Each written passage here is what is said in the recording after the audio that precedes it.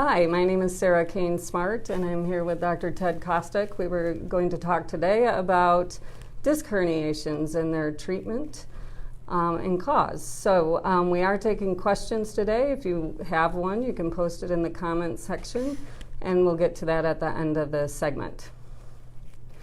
So we're going to talk about disc herniations. Back pain is a very common problem. It affects about 80% of people at some time in their life. The good news is 80% of those folks, it goes away on its own within 6 weeks. So we're really going to talk about the folks that have persistent pain problems. There are many causes of back pain. The disc problems, according to my academy, are the most common in that category. I see a lot of folks, though, who have alignment issues as well and treat a lot of that, as well as strains and that kind of problem. So the discs are kind of the shock absorbers of the spine. They have a center part that is sort of jelly-like and an outer annulus. And so that outer fibrous tissue sometimes tears and the disc herniation can result. People sometimes will have a history of a bending and twisting incident or a cough or sneeze that can cause the onset of their symptoms. They often can be associated with symptoms radiating down the leg or sciatica type symptoms.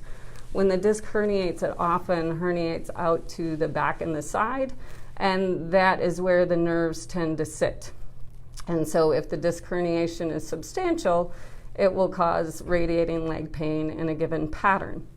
Now, about 95% of disc problems are at the L4-5 or L5-S1 disc.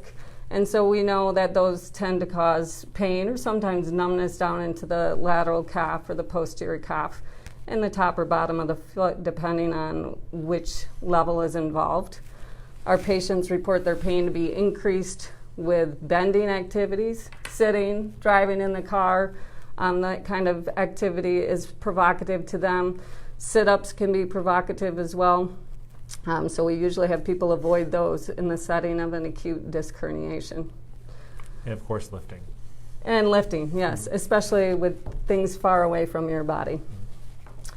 So when you go to the doctor, they typically do a history, of course, to see what made this problem come on.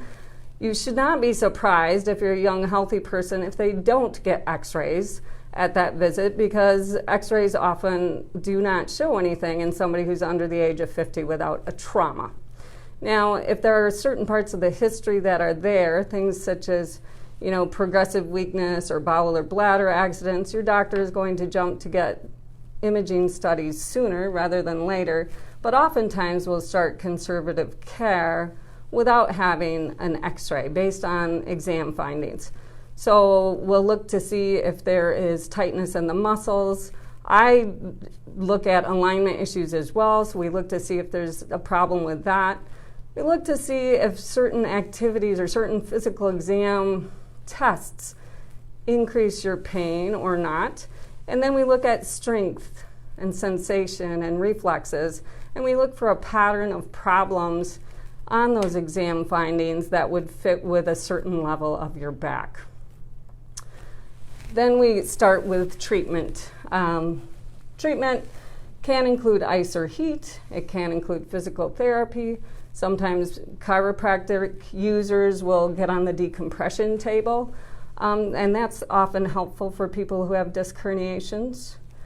There are a variety of medications that can be helpful. We'll often use oral steroids if a patient's not diabetic or have a contraindication to that. Sometimes non-steroidal anti-inflammatories, muscle relaxants.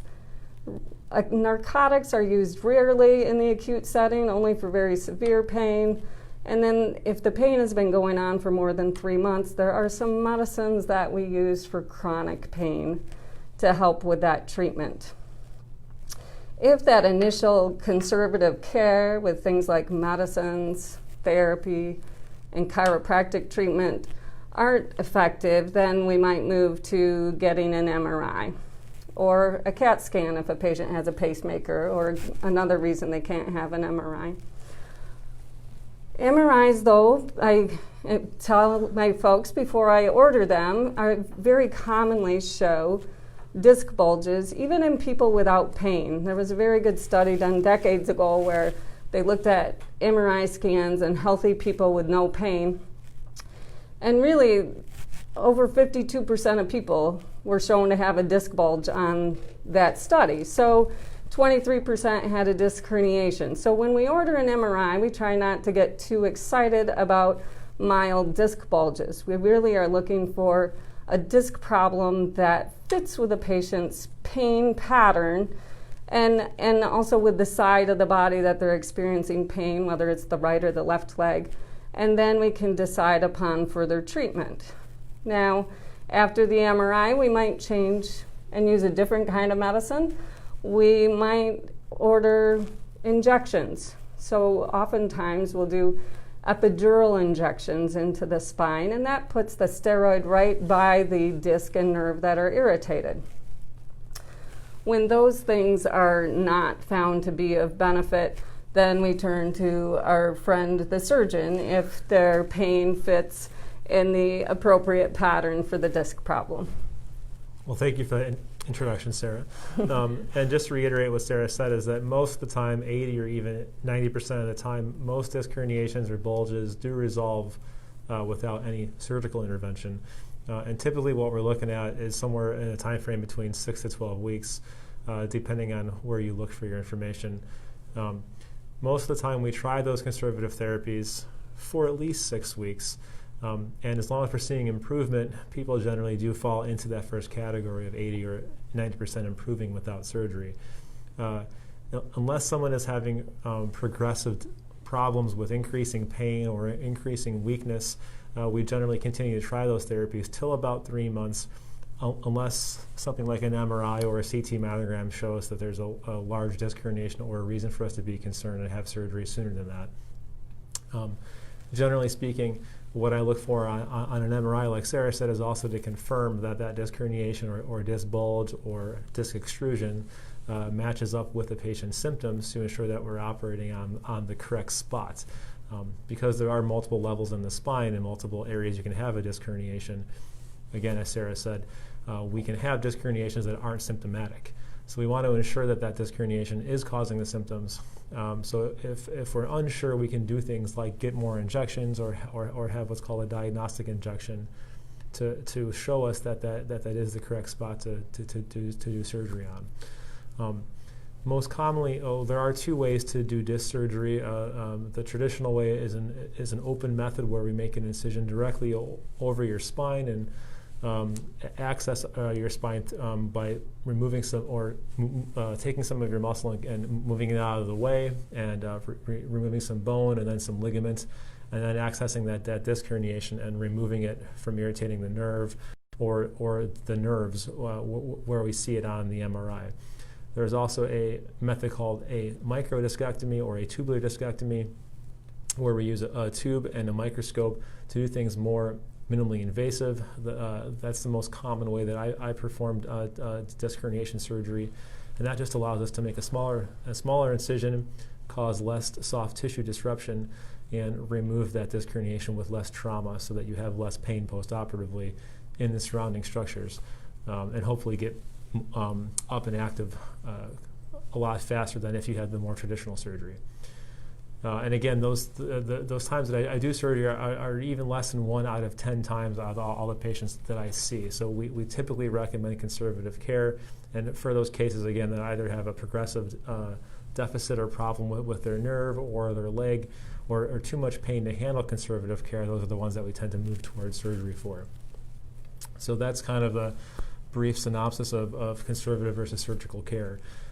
As we said before, we're going to take some questions, unless you have anything else to add to that, Sarah? No, I just think the other thing that I glossed over was probably relative rest. I mean, we said not to lift. Mm-hmm. We don't want people to bend or twist.